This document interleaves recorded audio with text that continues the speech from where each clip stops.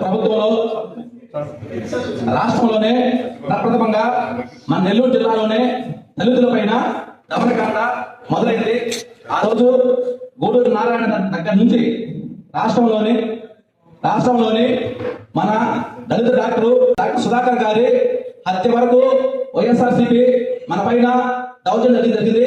అదేవిధంగా కోవూరు నియోజకవర్గంలో కోవూరు మండలంలోని నేను ఎస్ఎస్ఎల్ మండలాధ్యక్షుడిగా ఉన్నప్పుడే వైఎస్ఆర్సీపీ ఒక షాడో ఎమ్మెల్యేగా కొనసాగుతున్న ఆ రోజు ఒక నాయకుడు మా మీద మేము చెలో విజయవాడ అనే కార్యక్రమానికి పిలుపునిస్తే ఆ చెలో కార్యక్రమానికి విజయ కోసం మేము బయలుదేరితే మా మీదే వైఎస్ఆర్సీపీ వాళ్ళు 10 మంది మీద టీఆర్ఎస్ సవరణ కేసు పెట్టి 3 నెలలు ముగ్గురిని జైల్లో వేసి ఈరోజు కోవూరు మండలంలో 2 చనిపోయారు. ఆ 2 చనిపోయిన వాళ్ళు కూడా జైలు శిక్ష అనిపించిన వాళ్ళే.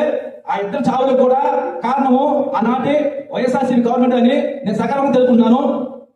అదేవిధంగా ఈరోజు మన గవర్నమెంట్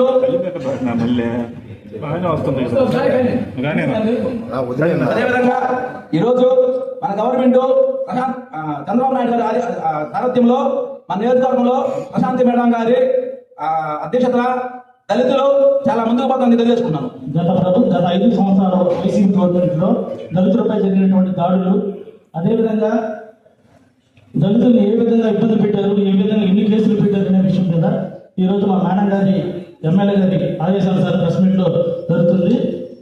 ఒక విషయం ఏంటంటే గత 5 సంవత్సరాల్లో డాక్టర్ సుధాకర్ గారు ఒక దళిత వ్యక్తిగా ఎంత కష్టపడి పైకి వచ్చి ఒక డాక్టర్ ఎంబీబీఎస్ చదవడం చిన్న విషయం కాదు. అటువంటి వ్యక్తిని ఒక పిచ్చివాడిగా కనీసం తను చనిపోయే విధంగా చేయడం చాలా ఇబ్బందికర విషయం.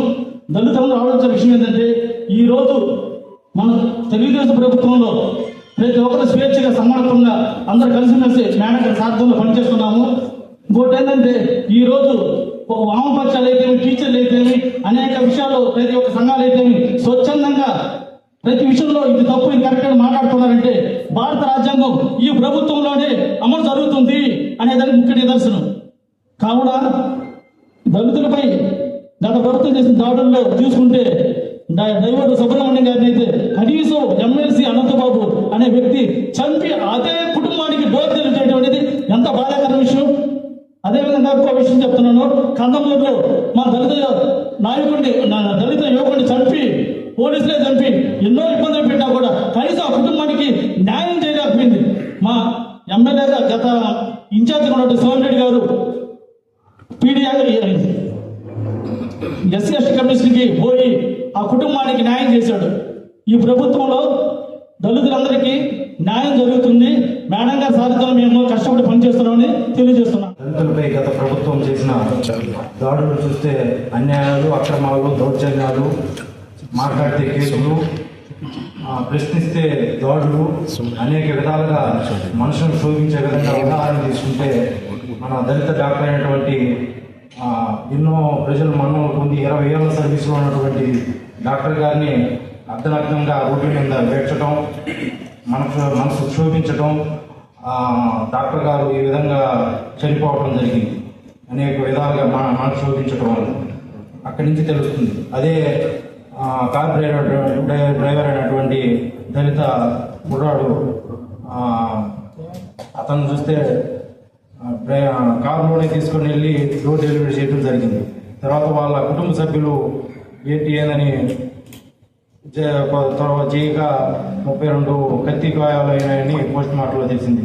ఇలాంటి జగన్మోహన్ రెడ్డి ప్రభుత్వం దళితుల మేనమామ అట్లా రకరకాలైనటువంటి వరుసలు కలుపుకుంటూ వెన్నుపోటు పరిచినటువంటి వ్యక్తి ఎవరైనా ఉంటే గత ప్రభుత్వంలో జగన్మోహన్ రెడ్డి ప్రభుత్వాన్ని చెప్పక మానదు.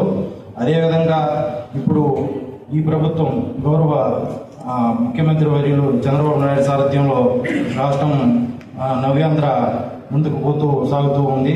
ఇప్పుడు హేళన మాటలు అలాంటివి చేయటం మంచిది కాదు.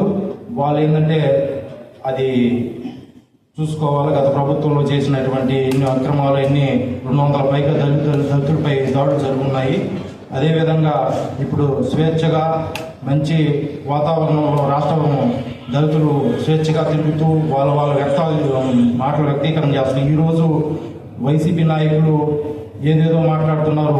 ఆ టైంలో తెలుగుదేశంలో ఉన్నటువంటి మేము ఏమైనా మాట్లాడితే ఎన్నో కేసులు, ఇప్పుడు ఉదాహరణకి మల్లెన్న కానీ ఇలా చాలా మంది చెప్పారు, ఎన్నో కేసులు పెడుతూ వాళ్ళు ఎన్నో రకాల మనక్షోభించుకొని ఈ విధంగా జరగడం జరిగింది. ఇప్పుడు రాష్ట్రం దళితులు అందరూ స్వేచ్ఛగా తిరుగుతున్నారు.